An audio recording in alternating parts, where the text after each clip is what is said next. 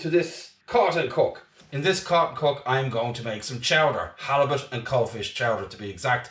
The fish I've caught myself, you can use whatever fish you like. You can put shellfish in it, shrimps, prawns, whatever you like, right? I don't buy fish if I can help it, I just use what I caught. So first of all, I'll walk you through the ingredients, which will be listed in the description as well.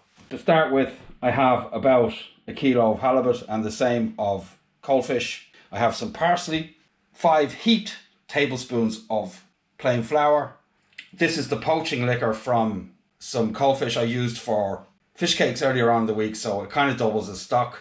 If you'd like to see that fish cake video, I'll link it in the description. It's not that one, but it's the same dish. We have some bacon, smoked bacon, 2 medium onions, some celery, bay leaf, garlic, potatoes, a couple of carrots, and some cream.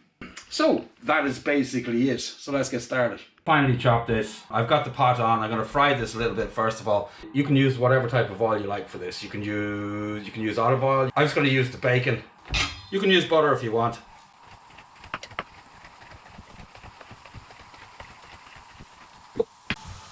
In with the bacon. Step 2 is chop your vegetables. Roughly chop some onions, finely dice some carrots, finely dice celery, and finally chop some garlic. Yes, that's what we're going to do. Onions, done. So on to the next step. Garlic.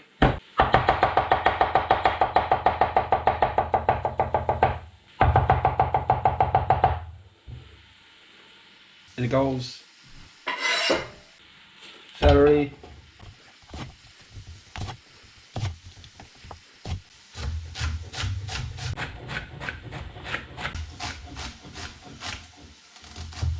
In that goes carrots.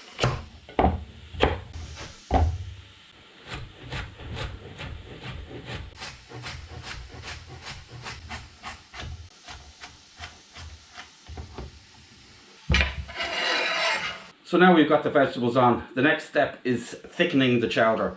And to do this, you just use some flour, right? And as I said, 5 heaped tablespoons of flour, yes. And it is important to put this in like this before you put any liquids in it. Otherwise, it will turn into lumps, right? So that's how you thicken it. Stir that around, let the flour cook a little bit before you add any liquids to it. So that's the thickening agent for the chowder. So the liquid for this is going to be milk and water. Instead of the water, you could just use chicken stock, right? If that's what you've got. Either homemade or bought chicken stock. It doesn't bother me which way you cook it. But I've got some milk here left over from making some fish cakes. And this is like the cooking liquor from the fish, and it has got quite a bit of flavour in it. So I'm going to use this. If it doesn't have enough taste, I'm going to add some stock to it. Okay, yes, so in with this. In it goes. Bits of fish in there and everything. Also 1 litre of water. The milk and the water need to be cold. You stir that around until all the flour dissolves. And because you put the flour in before any liquids, you will not have any lumps. Okay, so now a couple of bay leaves, some salt, just a little to begin with, some pepper, and let that thicken up. Now you can chop your potatoes as small as you like. The smaller you chop them, the quicker it cooks, basically. And the potatoes also help thicken the soup as well. For this recipe, I'm going to use 7 small potatoes, and you can get away with 5 or 6 big ones. Okay.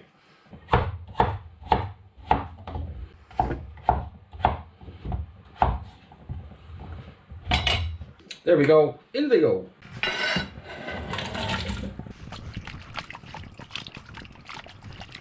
To boost the flavour of your soup, what I like to do is add some coalfish to sacrifice to the pot to add flavour to it. I will add some more coley later and the halibut just before it's finished cooking, so the halibut doesn't break up and disappear into the soup. It's nice to have big chunks of halibut. So just a bit of coley to get started. I'd say about half of what you had there. cold fish wise, yes.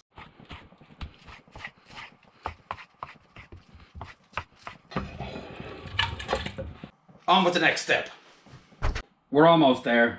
The point to add the last piece of fish, which I've cut into bite-sized pieces, is just before the potatoes are cooked, you add the fish, just to make sure it doesn't disintegrate while you're cooking. And if your soup is too thick, you can just add more milk to thin it out a bit. Sometimes the potatoes have got more starch in them than other times, and you might need to do this. So after the fish goes in, then goes the parsley. You can use as much or as little as you like. I like a whole bunch of it. Finely chopped. Stalks, the what? Loads of flavour in the stalks. It was quite a big pot, so it needs quite a lot of parsley. There we go. It's going to be delicious. So I might add that it is important that you don't let this boil. Just keep it at a nice simmer. If it boils, it's going to go all weird, okay? Yes. So the potatoes are nearly done. In with the fish. Just gently stir that through. And then, just after the fish goes in, add your parsley. Let the flavours develop.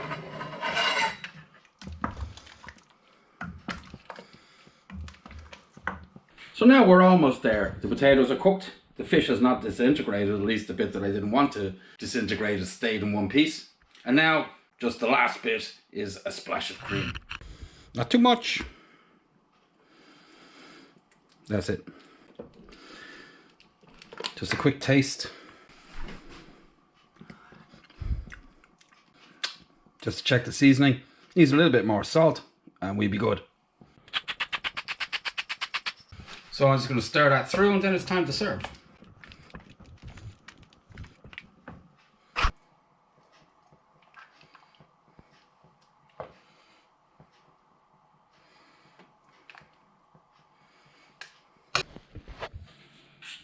So here we go. Lovely bowl of chowder, big chunks of halibut, big chunks of coley, potatoes, carrots, a lot of creams, parsley, delicious. Traditionally, this would be eaten with some type of water cracker or something, some soda bread, but I've just got some toast with butter on it, and that's all you need. So I hope you like it. This is Billy cooking dinner. Wherever you are in the world, remember, I'll see you on the treadmill. Bye.